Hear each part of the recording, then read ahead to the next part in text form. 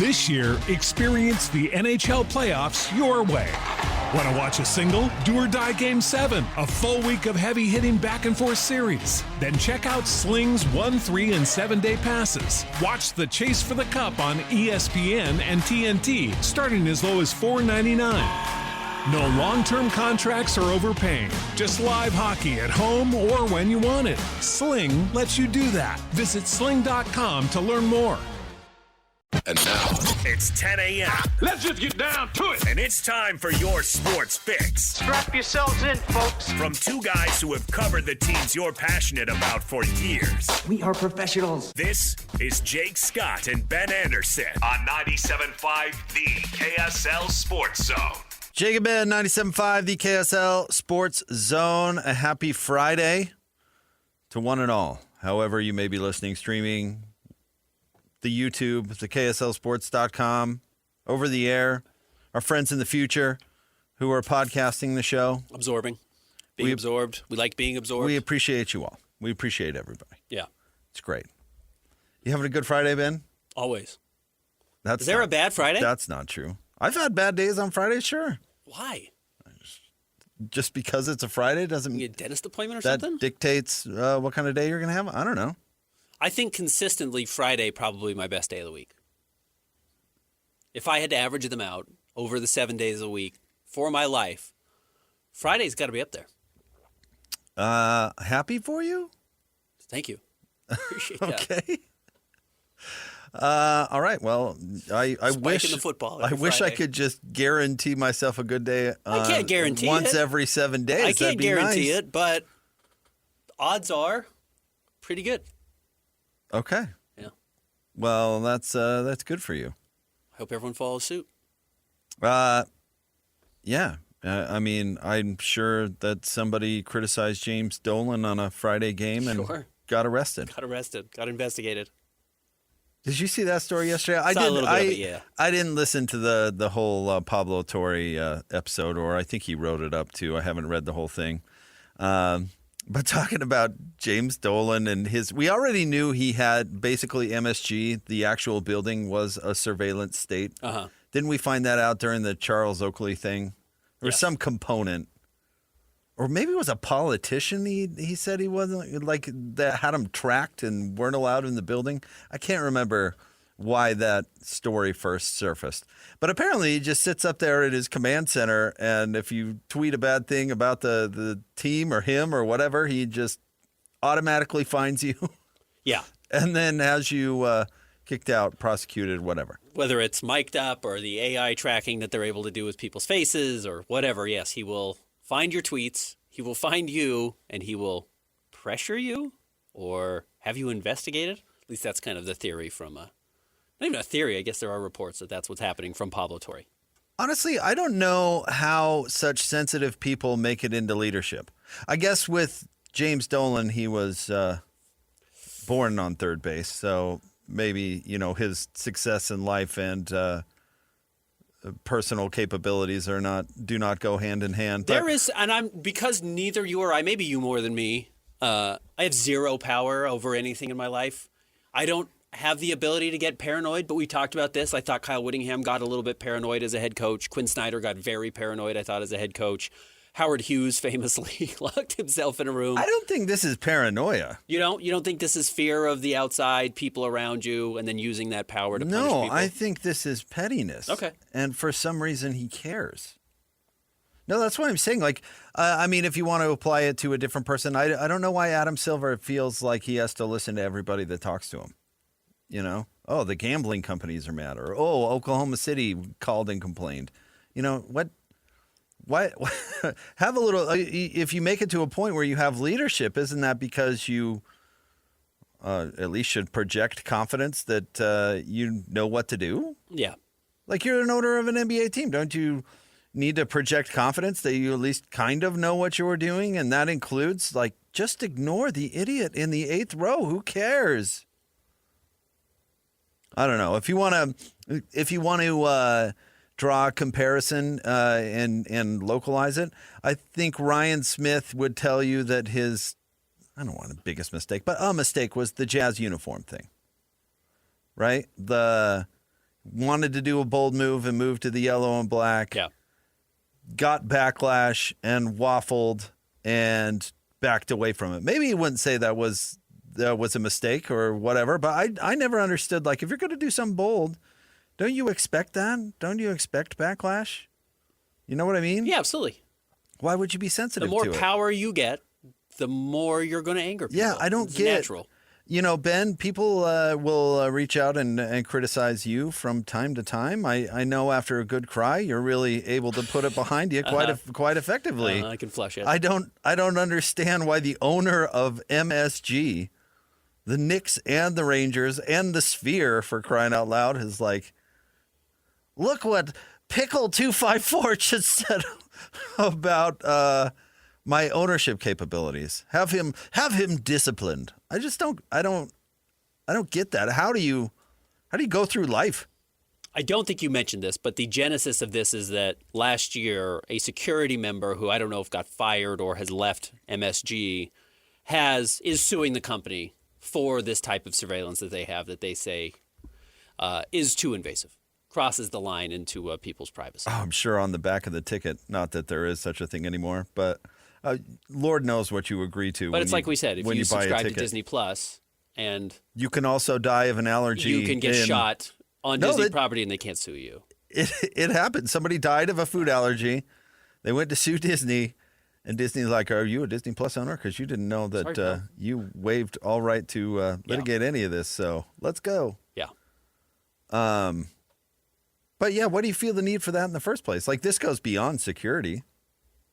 Adrian Wojnarowski, the former dean of the NBA press corps, was tailed inside the Madison Square Garden, one source with direct knowledge of the matter said. Another prominent basketball reporter shared with Wired their concerns about connecting their Wi-Fi to MSG's Wi-Fi network. Now, that might be paranoia.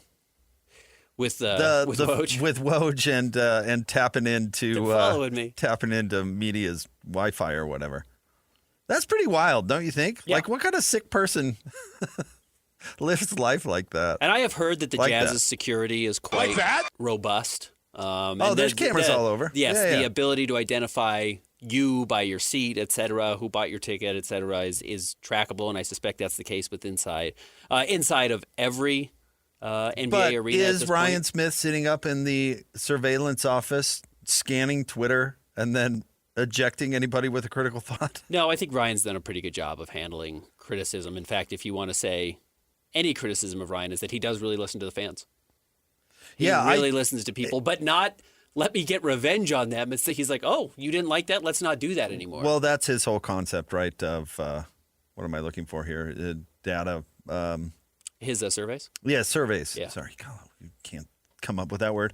But that's the whole concept around his company. I would say that he, by listening to the fans, created a bit of a mess with the naming of the Mammoth. Or at least a sideshow that wasn't really necessary, I don't think. Right? Because it was never going to happen.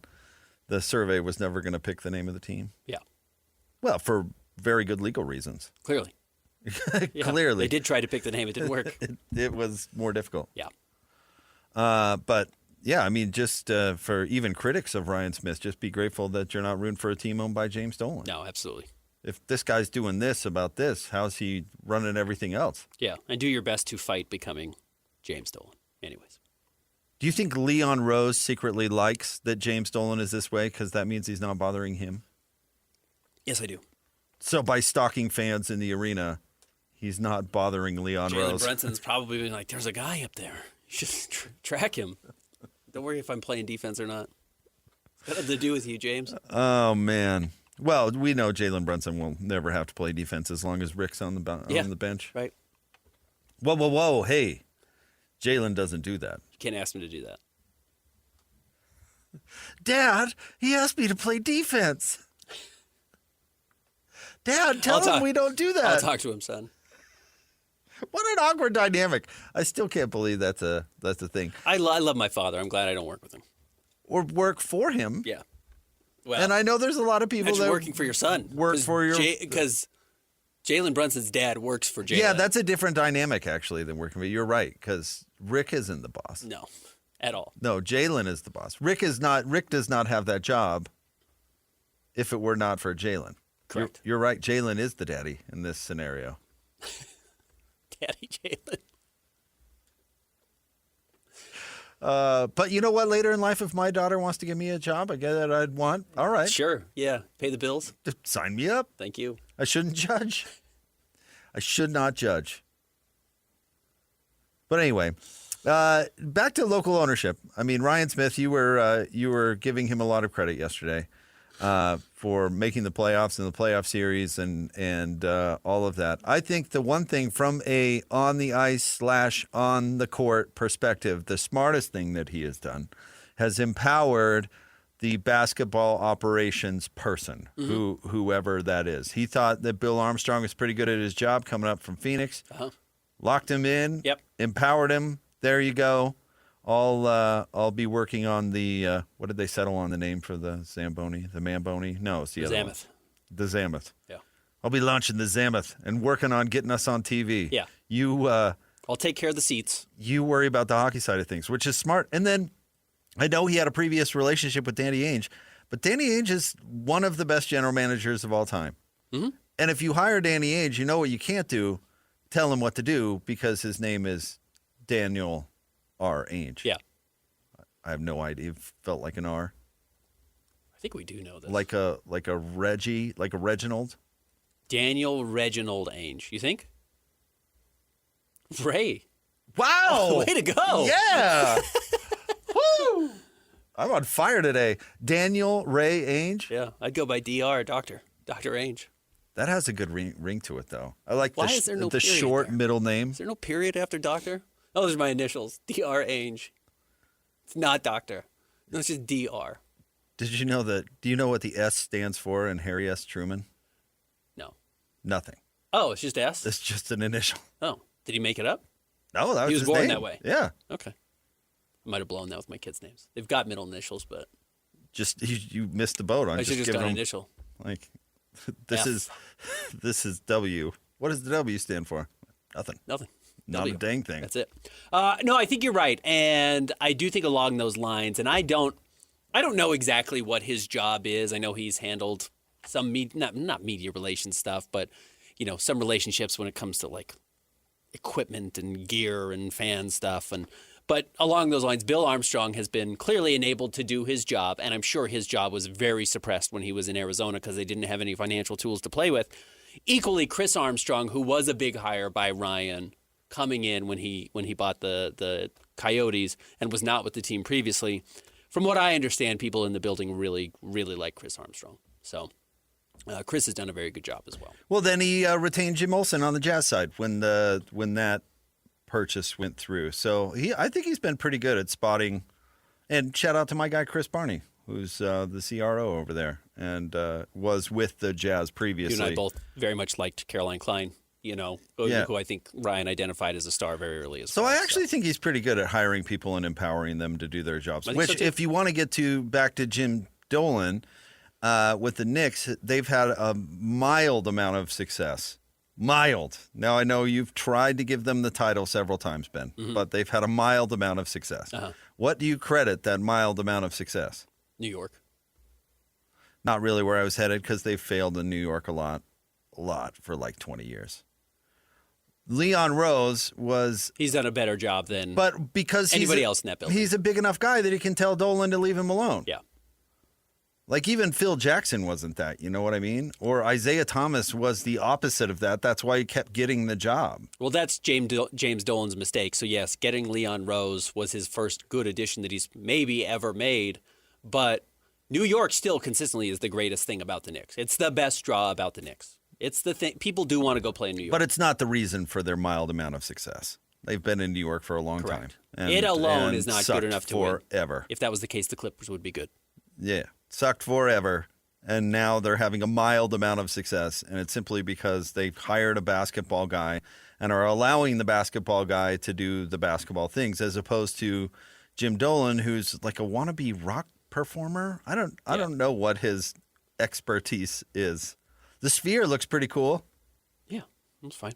Apparently it's losing You money every day, but Yeah. Well, can you imagine the It's not my surveillance that's going on in the Sphere? Oh, Good yeah. heavens. right. They're probably stealing every piece of info that you bring in, like credit card numbers, like all the things. Scene in Batman Begins, or is it The Dark Knight, where they realize that every phone has been turned into a personal camera, so Batman can track everyone. And like, oh my gosh, what's his name from Robin Hood, Prince of Thieves? Kevin Costner. The other guy. Morgan Freeman. Morgan Freeman is like, I can't be a part of this. And then he ends up destroying it at the end. But yeah, that's what James Dolan's doing with the Sphere. No, you're going to go see the Living Planet thing at the Sphere or whatever, and you're going to come home and you can be like, I spent $5,000 at the Sphere? I bought a beer. Yeah. One quick injection to get into the door. Don't worry about it. And you know what? Again, to Ryan's credit, not to bend over backwards for Ryan by any means, but if there was ever a place, if you wanted to take total control of an organization, you could do it in Salt Lake City, is the truth. It's a small market. Not a lot of people are paying attention to it. Fan base is pretty loyal. You could absolutely take over and just say, I'm going to do whatever I want to. And you're going to have to deal with it. And I'm going to be Jerry Jones, and I'm going to be James Dolan, and I'm going to be everything. And I, was a big basketball fan growing up, so I think I can make all the right decisions. And Ryan, I think, has probably had to check himself at times and recognize it's better for him. Yeah, I think so. I wonder if he's got so many irons in the fire, like if he gets is too distracted really to meddle all that much in basketball. Like, what is James Dolan doing? Playing video games in his bedroom. Yeah.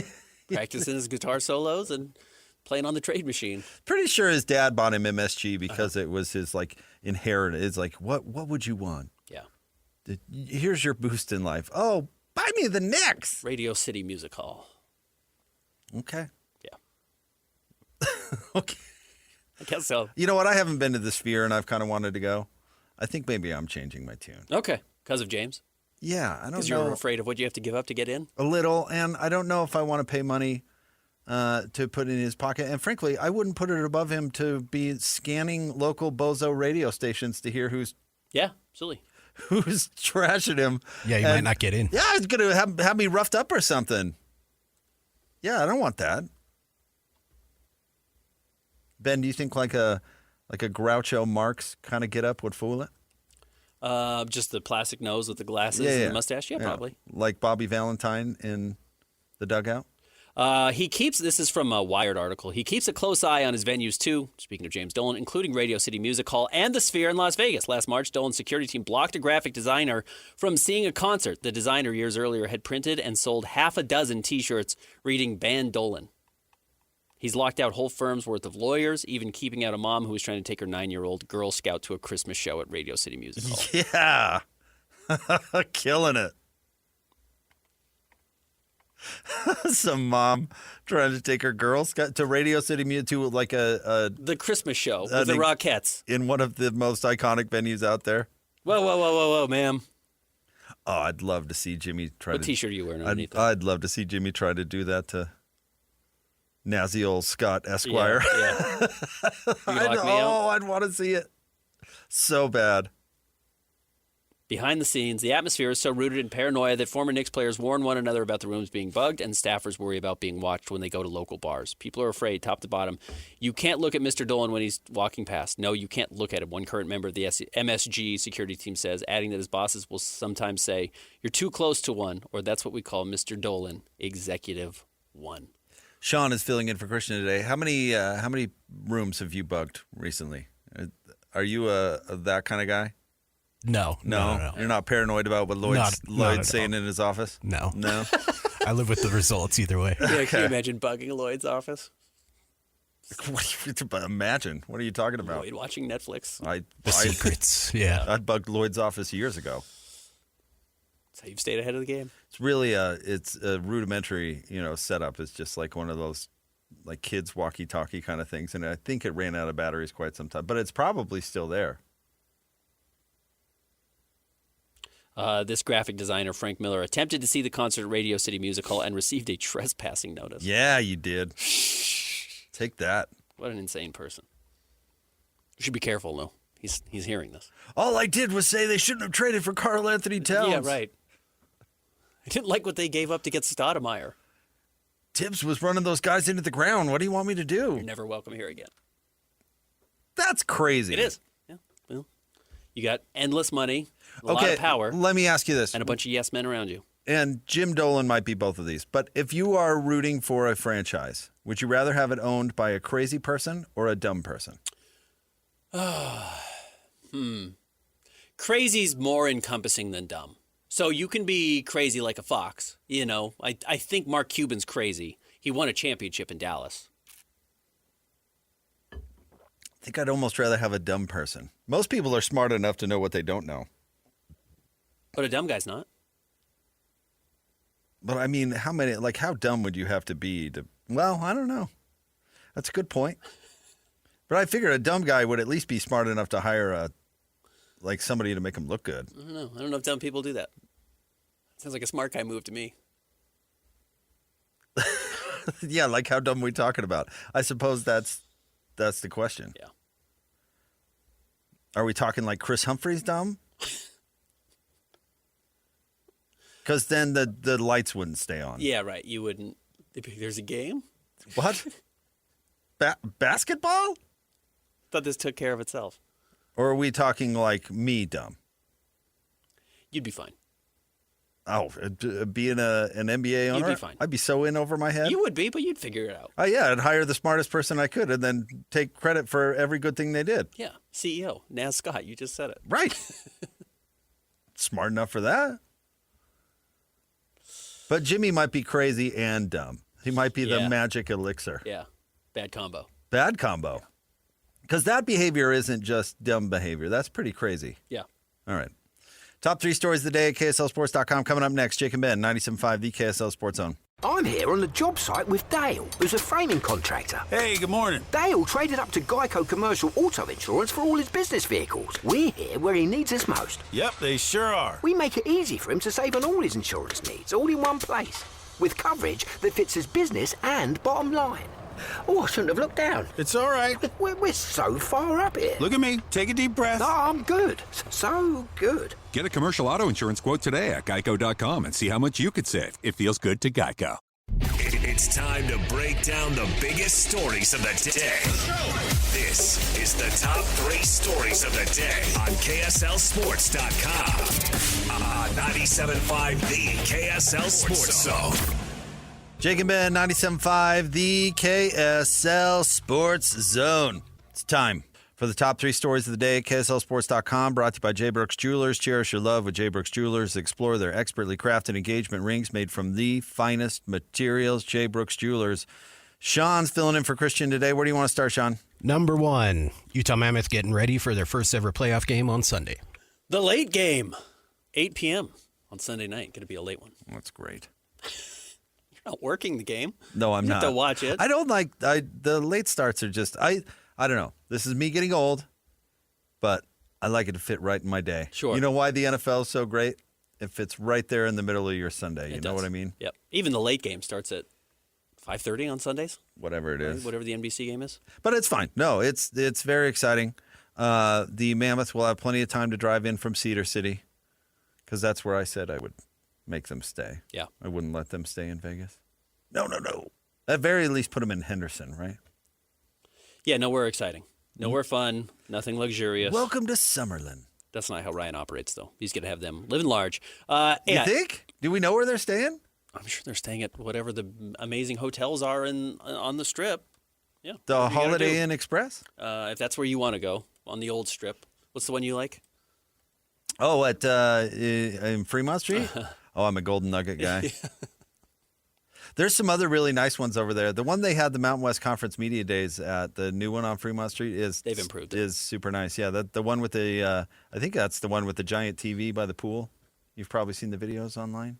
Yes, I have. Yeah. 8 p.m. on the road at Vegas. Yes, the first ever hockey or playoff game, I should say, for the Utah Mammoth, and very exciting. And I'm really excited to see how these series play out and where you start to see the differences. A lot of them it comes down to obviously goaltending. Coaching will be a big part of this. Tortorella in Vegas is very experienced, and this is pretty brand new for Coach Bear, so we'll see how that handles. But then you get further down the lines, the third line, the fourth line on offense really starts to be a difference maker because these top 2 lines probably start to eliminate one another, in my understanding of how these top 6 pairings work. Everybody's selling the Tortorella thing, and I've heard of the guy. I'm sure he knows what he's doing.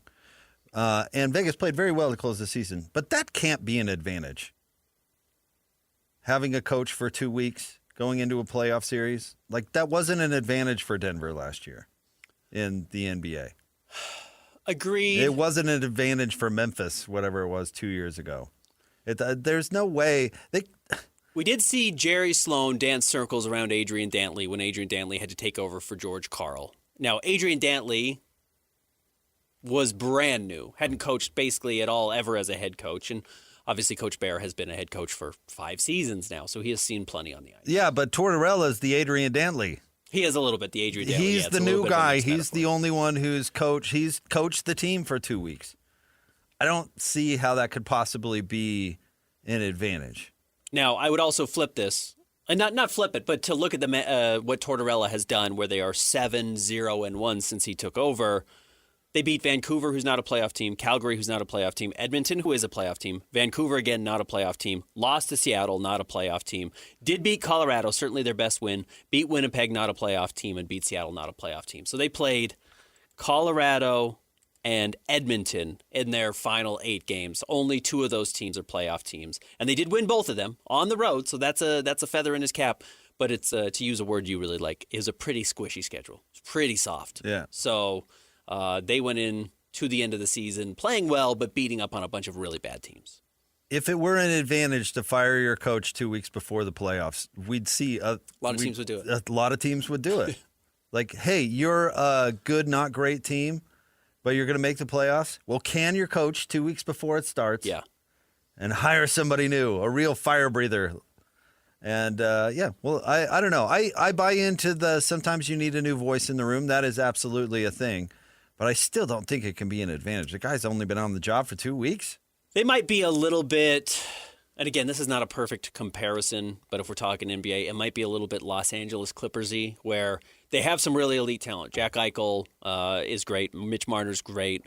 The locker room apparently didn't get along at all, and then you get rid of Chris Paul, and all of a sudden everyone plays really well for a couple of weeks. But the Clippers are not in the playoffs today just because they got rid of Chris Paul. You know, it doesn't actually fix all of your issues. It might be a Band-Aid on the wound, but it's not going to solve the wound. That might be something greater. So we will see, and we'll see if you can start to pick that apart. And where there was a team that at one point in the season clearly did not trust each other, again, it seems like that was the issue within the locker room. It was pretty divided. If you win in Vegas as the Utah Mammoth, you can start to kind of expose some of those issues again. He should have them at the Excalibur. Okay. Yeah. That's the pyramid? No, that's the castle. Oh, okay. What's the pyramid? The Luxor. The Luxor. Okay. No, I'd go with the wait, I just lost it. What's it called? I should know. I just said it. Excalibur. The Excalibur, yeah. Yeah. It's like kitty corner from T-Mobile. It's like right down the road. Okay. You could walk there. Yeah. All right. You go to the show, although I wouldn't advise eating the food at the show. You don't think the medieval show? That wasn't where great. they just eat the horse that died? What are you talking about, eating a horse? Wasn't you're talking about the medieval show? Don't they do like the old medieval? Yeah. Like, I've been to it. They don't. No horses die. Oh, some horses die. No. Some horses gotta die. No. The medieval show. No horses die. No. What are you paying for? Certainly not the food. The food was rough. My kids, Sadie, this was like, it had to be like 3 years ago. And she still remember, she was probably 5 or 6. The thing that she remembers the most about that trip, not the show, but the bad food at the show. She didn't like the show. No, she didn't like the food. Oh, the food. Yeah, the kids like everything. She doesn't like. She doesn't go. Oh, fingers or that was a something. cool show, and they did a joust. She goes, oh, remember how bad the food was? That's a bad sign for a kid. Because kids will eat. Like Anything. Your kid's favorite meal is macaroni and cheese. And that one's supposed to be fun because you're supposed to eat with your hands because it's like Old English or whatever. So you're like. You're telling me no horses die in this show? Not one. Okay. I'm sorry to disappoint you. I didn't know you were such an animal masochist. What's going on You in the could medieval show? you could probably find a bullfight somewhere. Yeah. Horses didn't die in the medieval jousts either. You don't think one night was ever like, oops? I don't know, Ben. I wasn't there, but that's not like the. What do they call that thing? That's not the What do they point call of your the big- activity. Your big pole? You don't think one ever was like, oh, poked your horse in the eye and you fell off and broke your legs in half? Your horse is hurt. What's next? Just talking strategy here. Number 2, the NBA play-in tournament wraps up tonight. Hornets at the Magic, Warriors at the Suns. Would you call this a must-win for any team? Yes, I would. By definition, a must-win. If you want your season to continue. However, I almost wonder if this is a must-lose for the Magic. Just like get this over with. Get Jamal Mosley out of there. Get out. And start over. Hit the reset button, whatever you're going to do. Well, hey, if I'm Paolo, though, I'm watching myself around old LaMelo. I'm watching myself. He's going to take me out for next season. Bam was not happy that LaMelo only got fined. I think it was $30,000 and $60,000 total. Honestly, I would be bothered if I were him, too. Well, what do you think? I mean, you make the playoffs. You get a bonus. You get money just for making the playoffs. Every player does. You get a little bit of extra cash in your pocket. For every round you play. For every round you play. Like, you may have honestly taken that much out of Bam's pocket. You know, Bam might be losing more money than Melo by Melo sweeping his leg to get to the first round of the playoffs. And they are going to be favored tonight over the Magic. And then Warriors, Suns, we'll see if... this is why I believe in corporal punishment. Okay. Because if something bad happened to LaMelo, Bam would be fine with it. Like after Zaza slid under Kawhi, he should have been flogged or something, and then everybody would have felt better about it. Sure. A fine? What? Doesn't bother him. It doesn't bother anybody. Right. Barely makes a headline. Right. He's paying that in car accident fees. But every if he week had anyways. to stand in front of a group of people and like have tomatoes thrown at him or something, everybody comes away more satisfied. And frankly, like LaMelo should probably, for his own internal development, go through some shame. Let's mix up our first two stories. He has to do some type of jousting. I'm fine with that. Whatever. Jousting. Yeah. We can go back to medieval times for all sorts of remedies. Anyways, 5:30 Put him in the iron lung on Prime. Hornets at Magic, though the Hornets are favored in this game. Phoenix favored against the Warriors. I don't know if I feel that same way. I think the Warriors can certainly win this game. I know the Warriors have not been playing great. The difference, though, in that first game with the Warriors was they did get Al Horford and Kristaps Porzingis back and both playing. And those are two really good shooters who just space the perimeter. And then, of course, Steph's the greatest shooter of all time. You do that against some dumb teams, and the Suns are a dumb team. They just have some dumb players. And they have some good players, but I don't think they're all that intelligent. The Warriors' high IQ across, whether it's Draymond, Steph, Kristaps, and certainly Al Horford, they should be able to pick them apart. Whatever, it doesn't matter. It doesn't. In fact, the actual games that matter is tomorrow. We actually have playoff games. Raptors on the road at the Cavaliers. That's the 11 a.m. game. On all these first three games are on Prime. 1:30, the best game of the weekend, I think, by far. Timberwolves at Nuggets. Your Hawks on against my Knicks coming up at 4 o'clock. And then the evening game. Again, we said this was going to be the case, the ABC game, because they love star power, and rightfully so. It draws eyeballs. But Rockets-Lakers is probably the worst playoff round or matchup that we have in the first round, and it's going to be all over your TV. I think the Hawks beat the Knicks in the first round. Okay. That would be big. That'd be huge for your guy Quinn Snyder. Well, they actually guard now. Q, as you like to call him. I never call him that. I always call him Coach Snyder. Hi, Q. Hi, Q. Hey, Q. All right, what's next? Number 3, the Jazz may have started a trend. Explain. I don't know what you're talking about. Old Frederick Carlton Katz, who reports for The Athletic, is reporting that the Cleveland Cavaliers are expected to explore trading Donovan Mitchell this summer if he doesn't agree to a contract extension. That's the right move. If Donovan doesn't think he's going to be there very long, and that could be the case. If the Cavaliers don't make it past the second round of the playoffs, I do think they are tapped out. There is no more desperate Hail Mary final move historically than trading for James Harden. That's about it, right? The Nets did it, didn't work. Sixers did it, didn't work. Clippers did it, didn't work. Now the Cavs are trying to do it. It's the ultimate, ace up my sleeve, James Harden. This is all we got. It never works. And they tried that. So let's see, I guess, what happens. They probably get out of the first round of the playoffs. They're better than Toronto. If it goes more than 5 games, it's a disappointment. And then I think they're going to lose in the second round because they're going to run up against the much tougher Detroit Pistons. And I think Detroit's going to beat them somewhat soundly.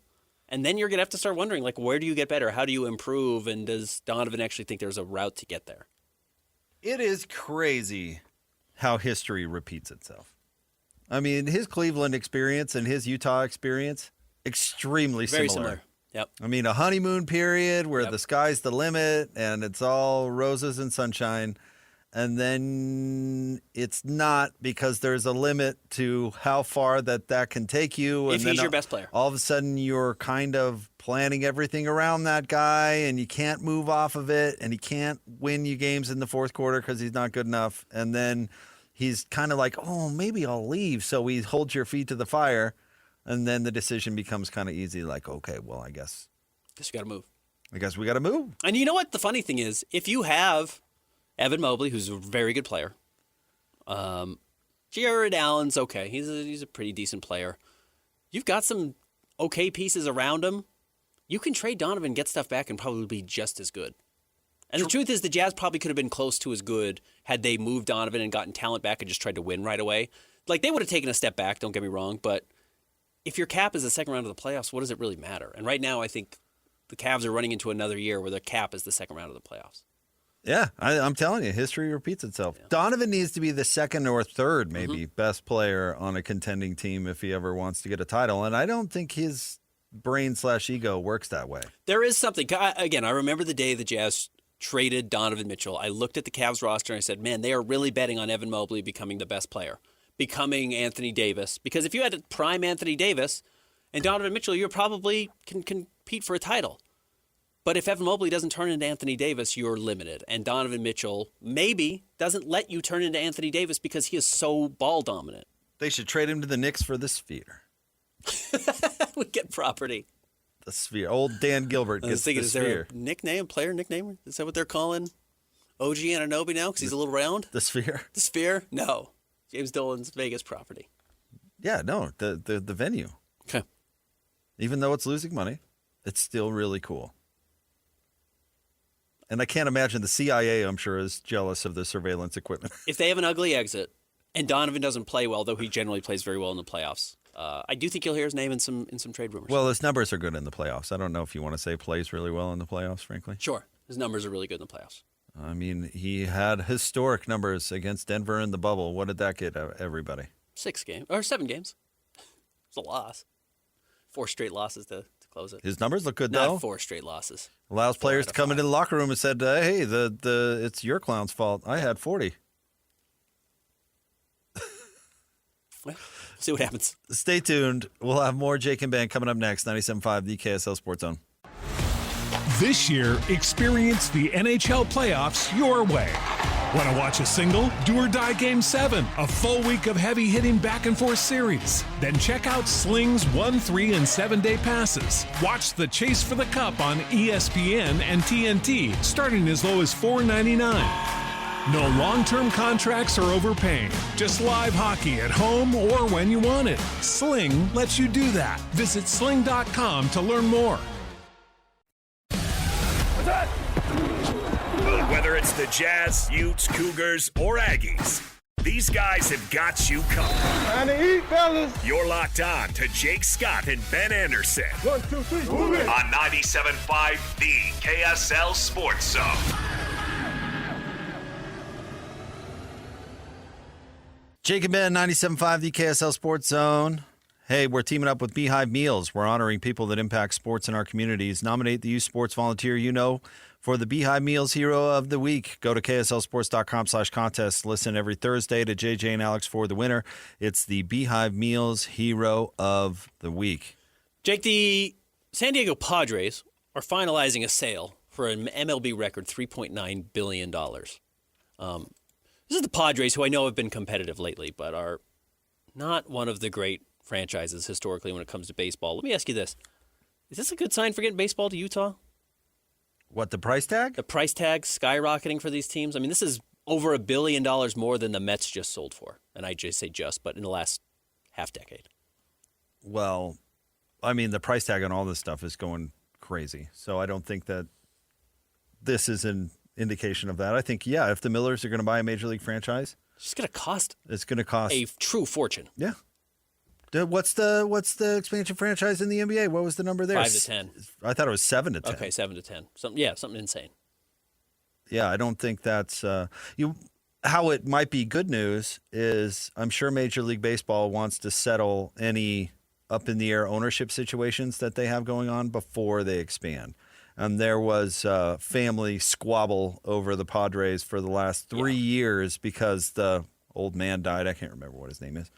But there's been chaos, really, and they've had to figure out what they're going to do with that franchise. I would guess they're going to try and get all that stuff buttoned up before they talk about expanding.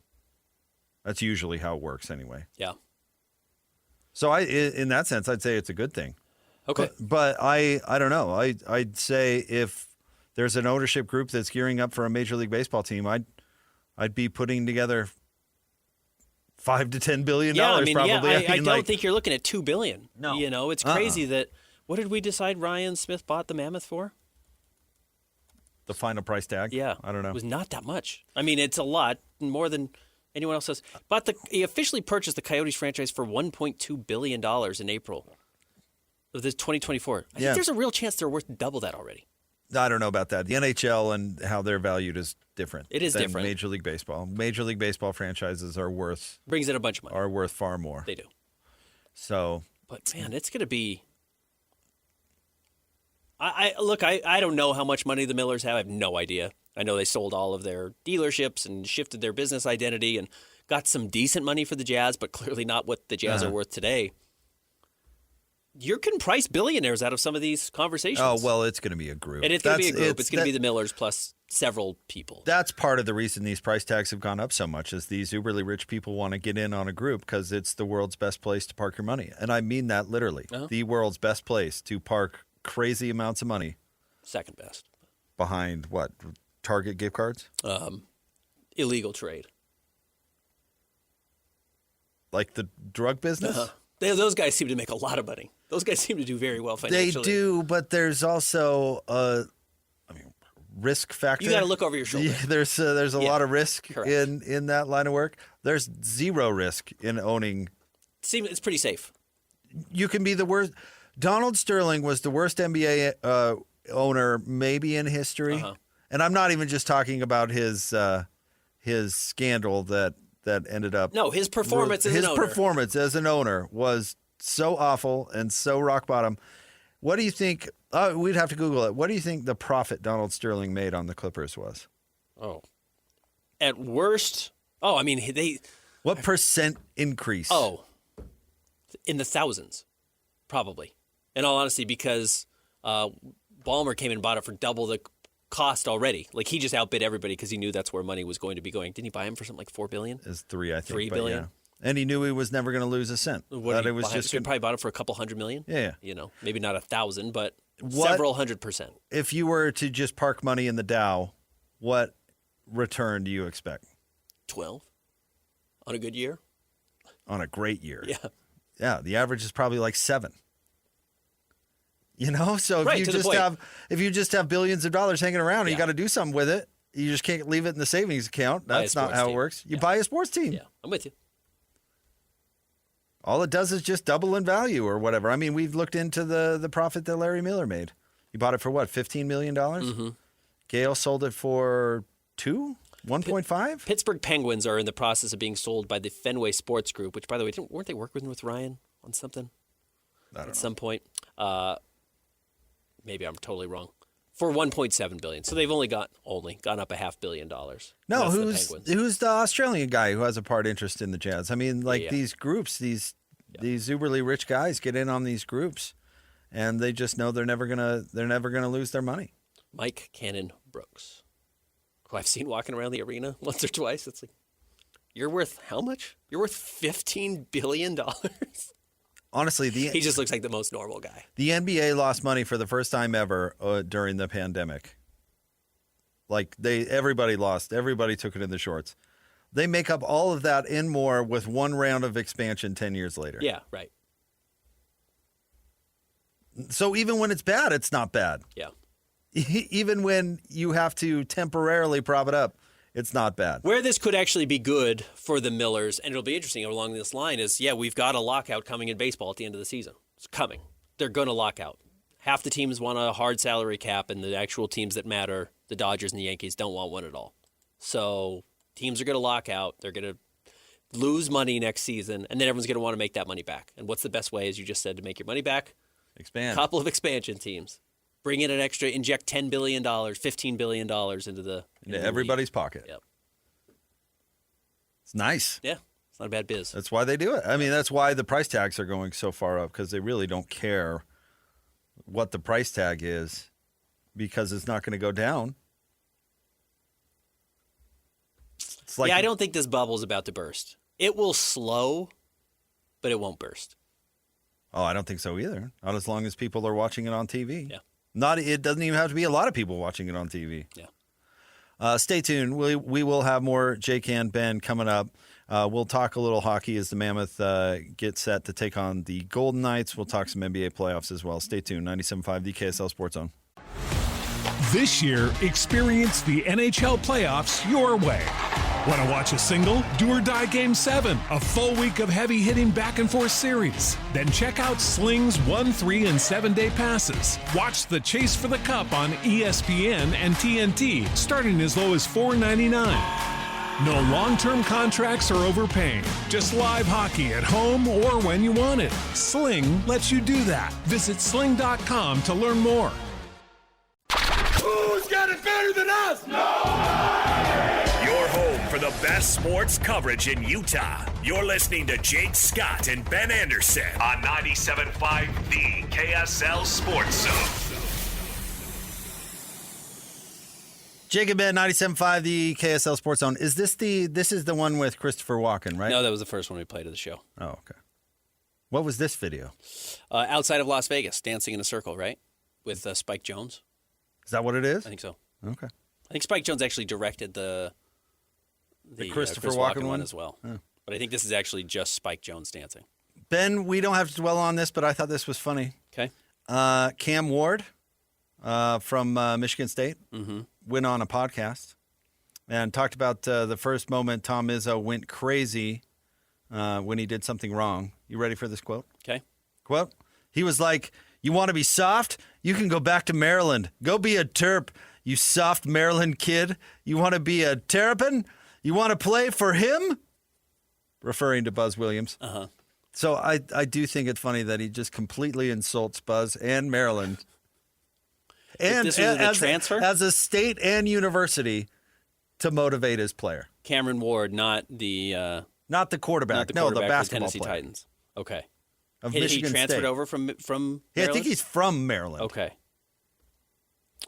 We talked to... You want to be soft? Go back to Maryland. We talked to Jaren Jackson Jr. at his end of season media availability, and I think Sarah Todd asked him, like, "Do you like being coached hard? Do you like being soft?" He's like, "Well, I played for Tom Izzo, so..." I just... not afraid to tell you what you're doing wrong. I love I just love that he has to insult Maryland University, and Buzz Williams personally. Poor guy. I mean, it is kind of the what is going to happen to the Jazz and what did happen to Zach Wilson. Mm-hmm. Where you're going to be like, wow, look how much better the Jazz are. And so at the same time complimenting the Jazz, you're also clowning, you're also insulting everybody that played big minutes for the Jazz. Yes. As soon as you see how much better the Jazz are next season, you're going to be like, oh. Hey, God. None of that matters. You're like, wow, it's great to watch real players again. None of what you just watched for the last 4 years was anything. Meanwhile, everybody who played on the team last year is like, oh, wait. I was trying very hard. I was really pouring it on out there. Doing my dude. best. Come on. You love that Hard Knocks show. It's the one episode I think I've ever watched. One of the funniest things I've ever seen somebody was say. The first episode of the Jets, and I can't remember what. I watched it because of Zach Wilson, I think. Watched one episode. Well, and Aaron Rodgers had just been traded or signed with the Jets. They helicoptered in that Liv Schreiber, lame actor, to meet Aaron Rodgers, which was amazing. But you saw the coaching staff watching Aaron Rodgers play, and you hear it. They're like, so that's what a real quarterback looks like. That's what a guy who can make those throws does. Man, this is... Meanwhile, like Zach Wilson in the quarterback room. Zach Wilson had to be watching HBO and be like, come on, dude. I was the guy. I was trying. Yeah. I was really... You put me into a terrible situation. Yeah. Now, one of the greatest quarterbacks of all time comes in here, and I have to watch myself get clowned. We've never seen on HBO. We've never seen a quarterback make those throws. And in the most Jets thing ever happens, Aaron Rodgers gets hurt after like 3 plays, and they have to go back to Zach Wilson.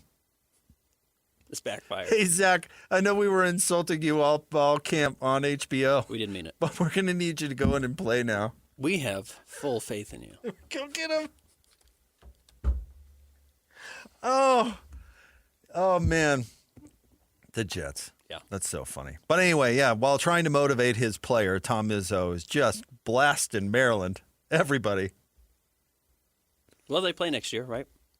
Do they? I have no idea. Oh, they're in the Big Ten. Yeah, Yeah, the Big Ten. They've got to they play one another. I'm still not used to it. It's been 15 years. Still not used to Maryland in the Big Ten. Well, see what Buzz has lined up for Tom. Man, you know what? That move never made any sense. Maryland to the Big Ten. It still doesn't. Maryland and Rutgers in the Big Ten. But then again, USC, Oregon, UCLA, and Washington doesn't make any sense either. I've been watching some draft stuff, and yeah, it's weird watching Keaton Wagler from Illinois playing at USC in a conference game. I mean, the wildest one is still like we randomly had a Cal game up in the radio command center this year, and it says ACC right there on the floor. It's like I wasn't a geography major, but that doesn't make any sense. I know Cal is right by the ocean. Which ocean? I don't think. Which A?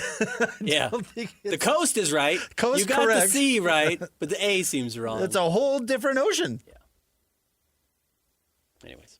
Do you know how long it would take you in Pioneer days to get from? Well, if you traveled with the whole team, to get from you would show up with 2 players. Chapel Hill, North Carolina, to Cal Berkeley. Yeah. 2 of the players would have survived. Several died on the trip. Most died. Dysentery everywhere. The 2 that did make it have nothing left. Think of that. You either would have months and months and months of overland if you had to travel before air travel exists, or sail down all the way around the Cape Horn, all the way up the other side. 0 cents, Ben. It doesn't make any sense. At least Utah, BYU, Arizona State, Arizona kind of, and Colorado fit the footprint-ish of the Big 12, no? Ish. I mean, yeah, you didn't mention West Virginia. But West Virginia Florida. doesn't fit. Whatever. I feel like Utah fits better than West Virginia. Absolutely. Fits. Yeah. No question about it. But West Virginia was a casualty of the Big East, forgetting about football. Right. All right, Ben.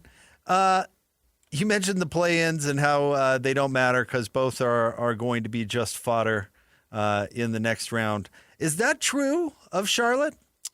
Yes. I ask you because I want to know how much you believe in Charlotte's turnaround, but I also want to know how much you actually believe in the Pistons. Here's the problem. Not to get so dorky on this, but there's probably not a worse matchup in basketball for the Charlotte Hornets than the Detroit Pistons. Charlotte is really small. Their starting center is Moussa Diabate, who is Oscar Tshiebwe's size. He's just he's that same type of player. All hustle, all muscle, no size. And in fact, you remember the big brawl that Charlotte got into was with the Detroit Pistons. So that is what's fun about this series is Beef Stew, what's his name, Stewart, with the Pistons. Isaiah Stewart. Did punch Moussa Diabate. Now, that's not the fun part of it, but like these teams do not like each other. It's kind of the fun part. But it's kind of the fun part of it. Like it's kind of from some throwback Eastern Conference basketball in the playoffs. So I think you're going to see some anger there. But the size and physicality that Detroit has should absolutely take LaMelo Ball out of the game. Because LaMelo is big and he's super talented, obviously, and he can shoot it, but he's pretty finesse.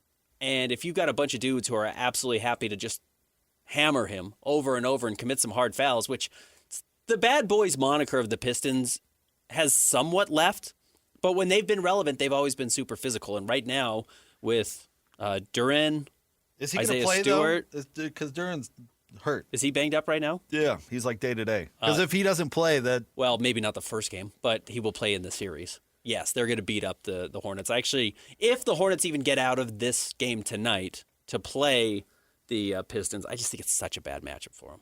So that could have been a fun matchup. That's why I think they probably needed to get into the 7-8 matchup to maybe have a chance against Boston to shoot themselves into a series. But no, I don't think they're going to be able to do it. I'm just not convinced. I don't think Charlotte's going to beat Detroit, but I'm not convinced Detroit's good. Okay. I love Duren. Uh-huh. Cade's fine. Cade's very good. Yeah. Yeah, well, very good. The rest of the team is just kind of meh. Asar Thompson's one of the best defensive players in the NBA. And I love that. Yeah. But he doesn't give you much else. He does not. No. Kind of like his brother. Mm-hmm. And he doesn't His even give brother's you... even much better offensively, yeah. I know you love Toby, but I don't know if you can win with Toby Harris as your starting wing. Yeah. No, they don't score. Duncan Robinson? No, he's just a shooter. No, they are flawed. They are too flawed. Dennis Jenkins is really fun. He's going to have a big playoff run here. He's become a very good player who was formerly a two-way guy who's jumped up and is now their kind of second go-to scorer. I mean, Duran's probably their second go-to scorer, and then Dennis Jenkins steps up and has to play a lot. But, it's a bad sign that your former two-way guy is now playing a huge role on your roster. And it's why, at the trade deadline, there was still talk about them, going out and trying to trade for Lowry Markkanen. They should have done it. They should have done it. They need more oomph. They probably should have gone for Michael Porter Jr. That's not enough oomph. They probably should have gone for a guy who can, if not create his own shot, at least generate advantages with his shooting. And they kind of took a half step with Duncan Robinson towards it. They are going to recognize, I think, when they face off against, it could be Cleveland in the second round, but if they make it to the conference finals, if they make it that far, when they play Boston, who I assume is going to make it to the conference finals, I think they're going to see that rear its ugly head. But even if they play against the Knicks, I think it's going to be a hard issue. I mean, the Knicks do have a lot of defenders they can throw at you. How on earth was this team 10th in offensive rating this year? Well, Cade's truly brilliant. No, he's great. I got it. But there's more than one player on a basketball team. One player isn't going to get you there. And a lot of it does have to do with their defense was so suffering. Is that what it is? Turnovers? They create turnovers. They get opportunities to go out there and score. So, also they play in the East. The East is lousy. I wonder how much of that has to do with it. Yeah. I think that there's a real chance that that's a big part of it. They turn teams over the most. Do they? Yeah. Oh, that makes sense. That's a lot of transition buckets. Yeah, 12.1%. No, I think their scoring is going to come down quite a bit in the playoffs. They're not going to be able to do that particularly well. No, that usually goes away. Not goes away, but becomes much less of a factor. Yeah, I don't think that they can fake it offensively. But you know what? I love defensive teams, so I'd happy to be wrong about it. They'll be fun to watch, for sure. And this series will be fun. I hope they play Charlotte. Or I can't stand watching Orlando right now. But I would love to watch Charlotte play because Charlotte plays a fun style of basketball. The ball moves a lot.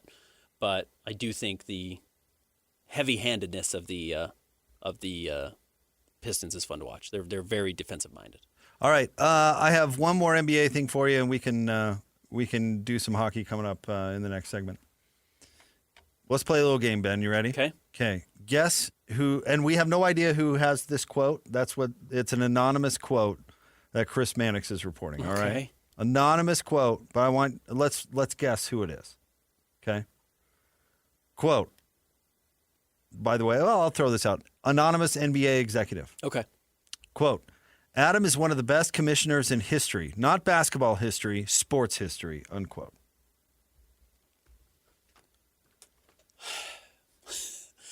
What is this in reference to? Tanking stuff? I don't know. That's just a quote. That's just a quote. The best commissioner in history. It's somebody who just cares about money.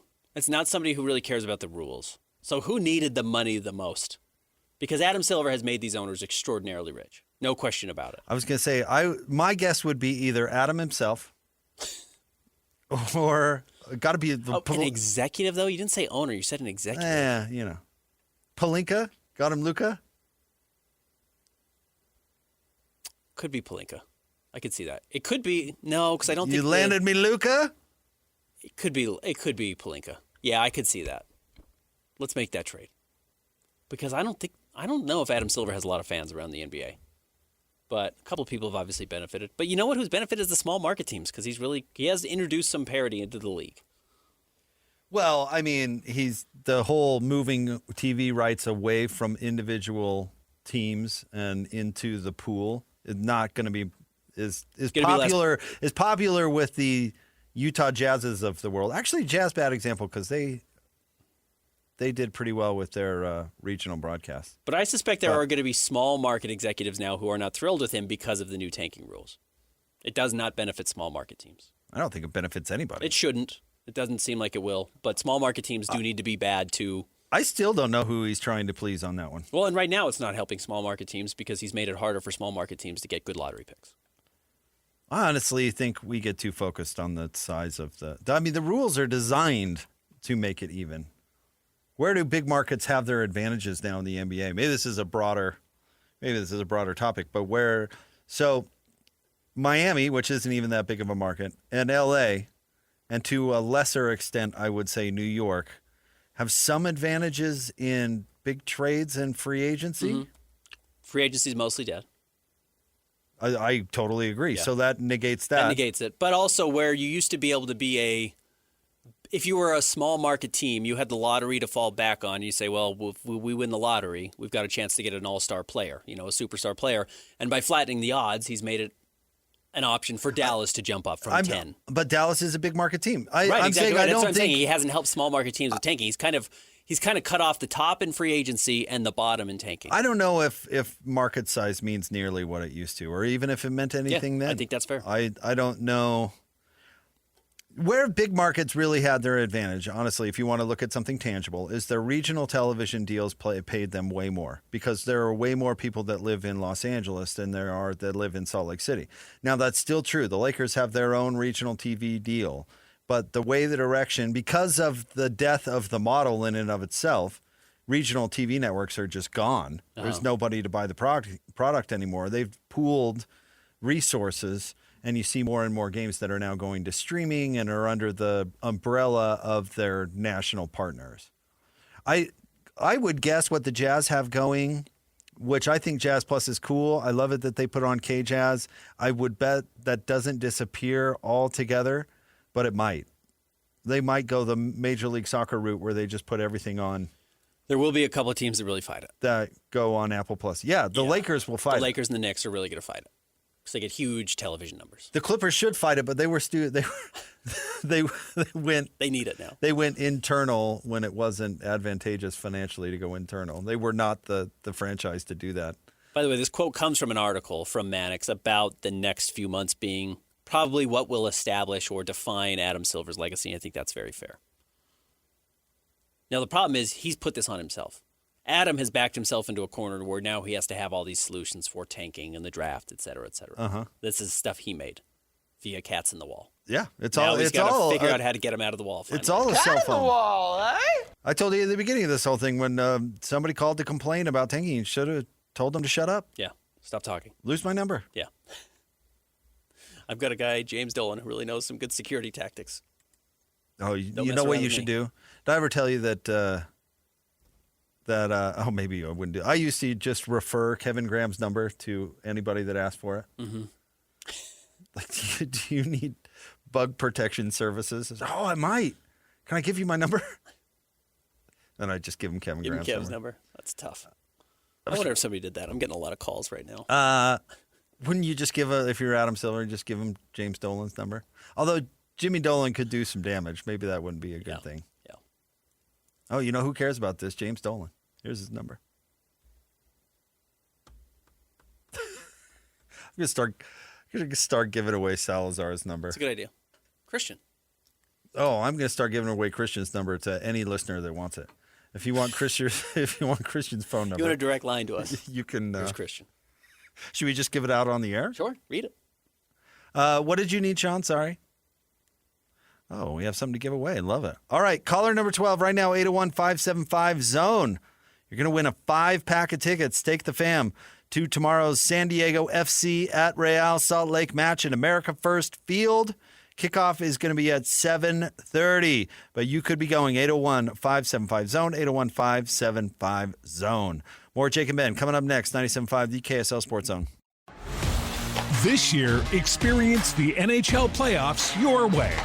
Want to watch a single? Do or die Game 7, a full week of heavy-hitting back-and-forth series. Then check out Sling's 1, 3, and 7-day passes. Watch the Chase for the Cup on ESPN and TNT, starting as low as $4.99. No long-term contracts or overpaying. Just live hockey at home or when you want it. Sling lets you do that. Visit sling.com to learn more. Whether it's the Jazz, Utes, Cougars, or Aggies, these guys have got you covered. Time to eat, fellas. You're locked on to Jake Scott and Ben Anderson. 1, 2, 3, move it. On 97.5, the KSL Sports Zone. Jake and Ben, 97.5, the KSL Sports Zone. I still think it's funny that they apparently let Kyle Whittingham write the NHL injury report rules. I don't know. I just saw an old tweet from Cole, our friend Cole Bagley, who was talking about Dylan Guenther and Sean Dursey not playing. And last night says Guenther didn't play for undisclosed. Yeah. And Dursey didn't play for upper body. Like, I love it. This upper body. Why not? Just don't say anything. Yeah, right. Just didn't play. What does it matter? Just didn't play if you're going to go. Especially because everybody knew Dursey's hand got hurt. He got hit in the puck or in the hand with a puck. But if you're going to be They talked about it on the broadcast. If you're going to be that vague over injuries, just don't. Just don't say anything. Just don't say it. Right. Like, at this point, that doesn't help anybody. Upper body could be his eyes an eye got gouged out. Could have a nose problem like Nurk. No, he got hit in the pinky with a puck. Oh. Yeah. Well, yeah, that's totally different. So I don't know. I'd probably prefer more specificity. Did I say that right? Just as an observer and a fan of the game. But if you're not, if you're going to get that vague, just don't do it. Just don't even bother. Say that they're not going to play. There are some injuries that could play a role in the playoffs here, where the Vegas Golden Knights are quite healthy. Jack McBain has not played in a bit. Got a lower body, right? I think he's got a lower body. Got a lower? Something that's Something on the bothering lower. him. Okay. We'll see if Dursey's able to come back and play. His we know is upper. Yeah, day to day. Guenther day to day, though Guenther was fully healthy. Well, his was undisclosed. Okay. But they actually wrote undisclosed. Because it was rest. No, it was just undisclosed, Ben. I don't. Not going to tell you. But they wrote that. Yeah. Okay. And then Barrett Hayton has been out quite a bit as well. So. Well, yeah. What's the status for McBain? I'm sorry, you just went over that. Is he? Because has not been updated. Everybody's talking about how his return would be such a huge. Because he's huge. He plays playoff style hockey. And they need him particularly, right? Yeah. Barrett Hayton not as big, 6'1", 200 pounds. But yes, McBain, 6'4", 230. Because you were talking about yesterday, Vegas is big and slow, but skilled. And tough. Yeah. And tough, as you mentioned, is right on, can really take speed out of the game. And hockey, obviously the possession matters and the hits matter more, and they play quick and everything's crazy, but I think the physicality takes a major step forward. So that seems to me that'll be at the crux of this series of how do the Mammoth respond to that. Yeah. And what happens when they fall behind? Are they able to bounce back? They were able to do that lately. If they gave up a goal early and they gave up too many goals early, can they start sharp? And if they do fall behind, can they bounce back? McBain is week to week. So that's almost as vague as upper body. Lower body, actually, for McBain. Oh, lower body. Oh, week man. to week, lower body. Prayers up for the lower body. Of Jack McBain. Jack McBain. I've been very concerned. Yeah.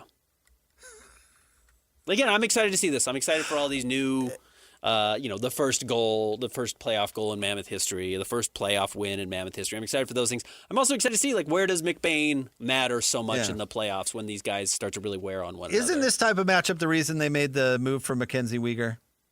Yeah. Isn't this the reason? Isn't this where we're going to see the value of that particular player and the reason why they made that particular move? And Nate Schmidt in the offseason. But yes, guys who have won in the past or who have played a lot of Stanley Cup playoff games in their career who know exactly what they have to do in these moments, because Nick Schmaltz and Clayton Keller have not done it. And certainly Logan Cooley and Dylan Guenther have never done it. A lot of these young players have never been in these big games. So yes, some veterans, especially defensive veterans, are there to kind of stabilize everything. I think they should go sans goalie the whole time. Okay. I was a little surprised last night that Vejmelka played. Bear he's going to ride that horse to death.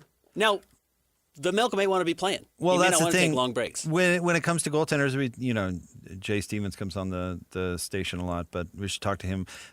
I would buy into that as a rhythm position. That yes, fatigue and that sort of thing, is something to be valued. But you also probably want to be in a pretty good rhythm, right? Seeing the puck pretty well, going into the playoffs. That might have been a want to keep you sharp kind of thing. And then along those lines, also, I would note that there was the big break during the Olympics. And while Vejmelka was on Czechia, he did not play at all in the Olympics. And then they have weird breaks this year in the playoffs. They go Sunday, Tuesday, then they don't play till Friday, and then they don't play till Monday. So they've only got 4 games over the next 11 days? That's silly. The NHL used to be pretty hard every other night in the playoffs. And then they do. So they will play between today and May 1st, which is 2 weeks from today. They will play 6 games, but considering they don't start till Sunday, yeah, it's quite a bit of time off. And yeah, only 4 over those first 8 days is very, very light. And every, hockey brainiac we've had on the show tells us that the make or break with that position. Yeah. That, you cannot make a deep playoff run without a goalie who's playing well. It's just not possible. It's not like in the NBA, these teams that try to play no defense but score a zillion points. And Carter Hart has been a little hot and cold this season. He's the goaltender for the Vegas Golden Knights. Closed the season extraordinarily well, was part of the big reason that they went on their run. Yeah, Vegas, I'm really curious because, like I said in the previous hour, I don't see how having a new coach 2 weeks before the playoffs is actually an advantage, even though they have been playing better. And maybe it's one of those beware the underachieving team because they might just start achieving at some point, and maybe that it's a bad draw for that reason with Vegas. But to my amateur eye, this seems like a fairly winnable series. Not fairly winnable. Maybe that's underselling it. I mean, they're the underdog, right? But I don't think it's a lost cause by any means. Ryan Smith went on Armpit apparently this morning. Okay. And was saying that he's confident that they can win this series. Yeah. That certainly seems to be the perspective. Certainly seems like everyone thinks this is a winnable opportunity for the Mammoth. Carter Hart's last 6 games, he's allowed 1 goal in each game, so he's been on fire. That's pretty good. Save percentage of .930. Really, you got to be above 9. Above 9-1, you start to get really good. That probably ends Sunday, Ben. Let's hope so. Or you win 1-0. Vejmelka's got to be perfect. But Vejmelka gets hot, too. We've seen Vejmelka go on some runs. And that I think, is probably where the Mammoth become really dangerous, and the credit to the Mammoth this season. It has seemed like when their back has been against the wall, they run off 5 straight. They were in this point where it was getting to the wild card, where they're even going to make the playoffs. You kind of thought, oh, it's getting a little dicey, and they won 5 in a row to put themselves in wild card 1. Earlier this season, they got off to that shaky start. It was like, is this team having like kind of a sophomore slump in Utah? And they won 8 in a row. But you're going glass half full for the Mammoth. Couldn't you just say on the other side of it that what a manic team, that it was a disaster, and they put themselves in a position where they had to win, and then they won when they had to? I mean, you can look at it both ways. What Mammoth are riding into the playoffs? Is it the team that clinched, or is it the team that dumped, 2 in a row? 4 in a row. 4 in a row? Pittsburgh, Chicago, Minnesota, Chicago. So, yeah, they win when they had to, but why did they have to? Yeah, no, absolutely Why did they put themselves in that position? So which Mammoth team is actually riding into the playoffs? I think it's very much relevant. Who's going to show up? And that's what's fun. That's why I'm excited to see this. It was that kind of season, which is not what I would guess is ideal. You'd rather just win on a solid clip the whole year as opposed to just go into the dumps. Just be the Avalanche. That would be much better. And then be awesome. I'm not even talking about just the Avalanche. Keep the same winning percentage, but just have it be more consistent. Yeah. Like, would you trade how many did they win in a row when we were talking to a Nickel Check about streaking? Was it 7? Yeah. Would you trade the 7 wins for I wonder what's their consecutive losses this year? Their longest, probably 4. But yeah. You know what I mean? Better to be 3-5. Right. Be consistent. Every 8 games, or 5-3 every 8 games, or 3-2 every 5 games. Forget how to play hockey once a month. Yeah. There's some panic there. Which was strange about this team. And it comes back to the speed versus toughness thing. I wonder if that's, NBA teams that shoot tons of threes tend to be really streaky, or can be more streaky. Is that speed in hockey where it can be a little more streaky when teams figure it out? Whereas, the more methodical Golden Knights, maybe that's leads to more consistent hockey. I don't know. Between October 28th and December 1st, I think the Mammoth went, and I'm not looking necessarily at overtime here, but they went something like 3-11, 3-12. Rough, that team can't show up. But then, they go on these crazy runs where between January 5th and January 24th, they won 8 out of 9 or 9 out of 10. Yeah, they've got to figure out which team they're going to be. And that's where the veterans have to step up. I'm not sure you can always count on the young guys to know how to handle some of these things. And it's great that Cooley was so good down the stretch, and Dylan Gunther got to 40 goals, and certainly Clayton Keller, having never played at this level, other than, in the Olympics, didn't play a whole lot, had some of his best hockey of the year. But, yeah, you're going to need Sergachev, who's lifted the cup, to step up here. And Uyghur, like you mentioned, and Nate Schmidt and Ian Cole, some of these guys who have been here before probably have to steady the ship. All right, stay tuned. We wrap up another week of the Jake and Ben Show. Coming up next, 97.5, the KSL Sports Zone. This year, experience the NHL playoffs your way. Want to watch a single, do or die Game 7, a full week of heavy-hitting back-and-forth series? Then check out Sling's 1, 3, and 7-day passes. Watch the chase for the cup on ESPN and TNT, starting as low as $4.99. No long-term contracts or overpaying. Just live hockey at home or when you want it. Sling lets you do that. Visit sling.com to learn more. Who's got it better than us? Your home for the best sports coverage in Utah. You're listening to Jake Scott and Ben Anderson on 97.5 The KSL Sports Zone. Two niggas on the airways, talking sports. They got him Matrix and also loves his tie-dye. Ben's got style with his scarf. Oh my.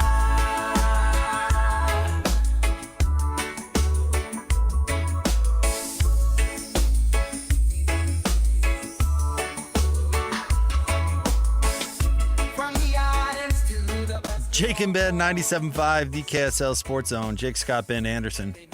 Ben, randomly, we started out the show talking about James Dolan and his paranoid surveillance. I just found this story during the break. Apparently, President Trump wants to redo Penn Station. Okay. Have you been to Penn Station? I've never been to Penn Station. I don't think I have. Anyway, trying to get some energy to. Do you know who he had a secret meeting with? James Dolan? James Dolan. Oh, there you go. They're buddies. See, this is why I'm not. I would never live in New York. Imagine the surveillance state that he's going to set up if he redoes Penn Station. I mean, Penn Station's right by MSG, right? Yeah. It's at MSG. Well, part of the reason maybe they're meeting is because there's a plan, or at least one of the ideas to reboot Penn Station involves moving Madison Square Garden. Oh, okay. That'd be tough to do. Not a lot of city blocks in Manhattan that become available. Let's see.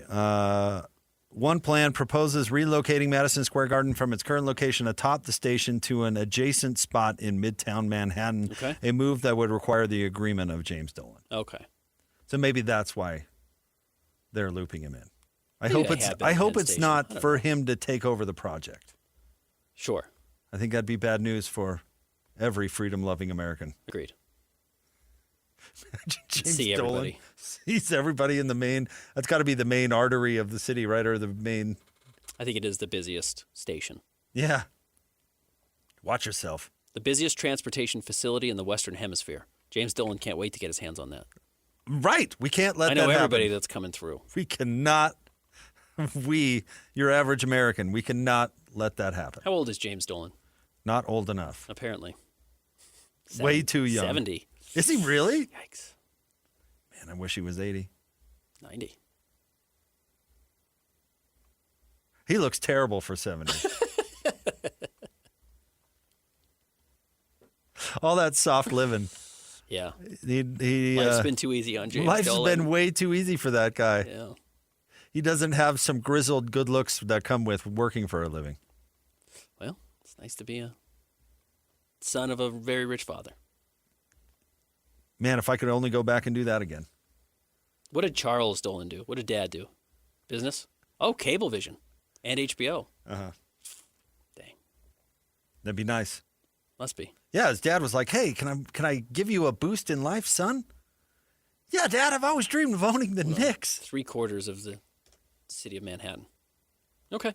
He owns 3/4 of the city of I Manhattan? bet they own a lot of property. I mean, if you own Madison Square Garden, I mean, again, how many people own a city block in the greatest city or the biggest city on the planet? Well, Yeah, not let's the not biggest go. city on the planet, Let's not but go down this greatest. New York's pretty darn good. But Is it? Yes, but yeah, you own a city block there, you're in good shape. I can think of many other cities that I'd rather visit than New York. But it is big. That is true. And it is big in a very small geographical area, Yeah. which is also true. Yeah. And they do not dispose of their garbage very well. They've got garbage cans finally. That was like 2 years ago. They're like, where'd all the rats go? Where You don't just rat from? splay your garbage out on the ground. The animals aren't digging through it as readily. Amazing how that works. Why is every other major city doing this across the entire planet? I honestly said that for years. I said, where is this city's dumpsters? I mean, I've been to Chicago. It's not that much smaller than New York, and they managed to not have garbage everywhere. I get they've got narrow little roads, and it's hard to get big dump trucks and garbage trucks there. Figure it out. It's worth it. I promise you. Hey, put Jim's efforts into that. Garbage man. Not Penn Station or the Knicks for that matter. You know, after Adam Silver arbitrarily forced out Donald Sterling, he should have just kept. You know, you set that standard where you can just force out any owner at any time. He should have just kept going. That Leonidas bozo in Washington, just gone. Dolan, clean gone. house. Yeah, just force them all. All right, here's the playoffs.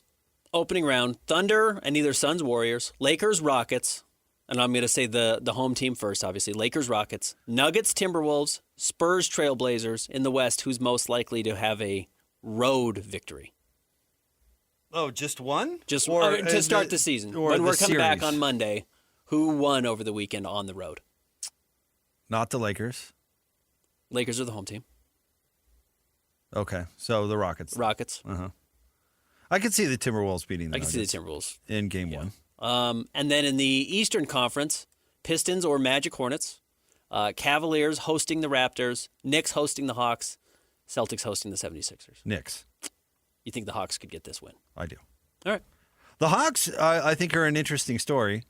As I don't know, I think as the further we get away from Quinn Snyder, I think the more we realize we may have overrated him slightly as a coach.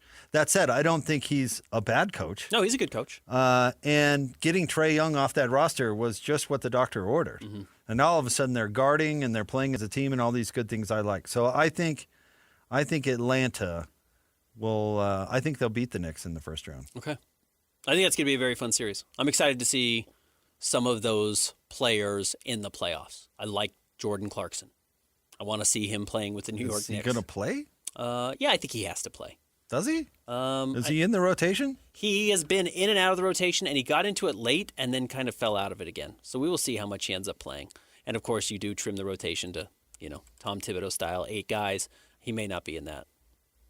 He may not be there in this rotation. We'll see, though. They might need scoring at some point. If you need scoring, that is what Jordan Clarkson does well. He's playing 15 minutes a night the last 3 games. Before that, he was only at about 10. I wouldn't be surprised if they carve off 5 to 10 minutes for him. It's funny to me that you love Jordan Clarkson so much. I liked the concept of him. I liked his personality. I think it's cool he re-signed here when he had other options. There's lots of things that I do like about Jordan Clarkson. Watching him play is not one of them. Oh, really? And I love guys who play like that. Dude, just to hog the ball and dribble until they find a stupid shot? Yeah. I like watching players like that. Drives me bananas. Yeah, it's fun. I think Jordan's a very fun player. And matches up well with the energy inside Madison Square Garden. So I'm excited about that. And then I'm excited to see Quinn coach. I want to see what he looks like again in the playoffs because he hasn't been back to the playoffs since he left the Jazz. So let's see. He is, I don't want to say solely to blame for some of the Jazz failures, but his inability to make major adjustments when they were obvious was a huge flaw. Certainly was against the Clippers. Huge flaw. And that was their best chance, was that year. Yep. And he couldn't figure out how to change anything. Terrence Mann beat him. They built an entire roster to make sure they didn't have to make major adjustments. So how does he handle the New York Knicks in the first round? I wonder if he's different. He was too in love with the stats, too. Yeah. I wonder if he's different. Yeah. One of the funnier, I don't think Will Hardy meant it as an insult, but I wouldn't put it past him, I guess, is I asked Will, what does Quinn do well? Because they work together in San Antonio. He said, there's nobody better who sees the stats and puts them on the court. Uh-huh. And as I thought about that more, I thought, that might not have been a compliment. That might have been him saying he sees the stats. And that's end of story. The end of the coaching that happens. He's really good at understanding the numbers. You see, the stats say if I play defense behind James Harden, we'll have a chance. We'll have a chance in this thing. So, stay tuned. Scotty G and friends are coming up next. Thanks for all your help, Sean. Talk to you on Monday. Jake and Ben, 97.5, the KSL Sports Zone. This year, experience the NHL playoffs your way. Want to watch a single, do or die Game 7, a full week of heavy-hitting back-and-forth series? Then check out Sling's 1, 3, and 7-day passes. Watch the Chase for the Cup on ESPN and TNT, starting as low as $4.99. No long-term contracts or overpaying. Just live hockey at home or when you want it. Sling lets you do that. Visit sling.com to learn more. I'm here on the job site with Dale, who's a framing contractor. Hey, good morning. Dale traded up to Geico Commercial Auto Insurance for all his business vehicles. We're here where he needs us most. Yep, they sure are. We make it easy for him to save on all his insurance needs, all in one place, with coverage that fits his business and bottom line. Oh, I shouldn't have looked down. It's all right. We're so far up here. Look at me. Take a deep breath. No, I'm good. So good. Get a commercial auto insurance quote today at geico.com and see how much you could save. It feels good to Geico.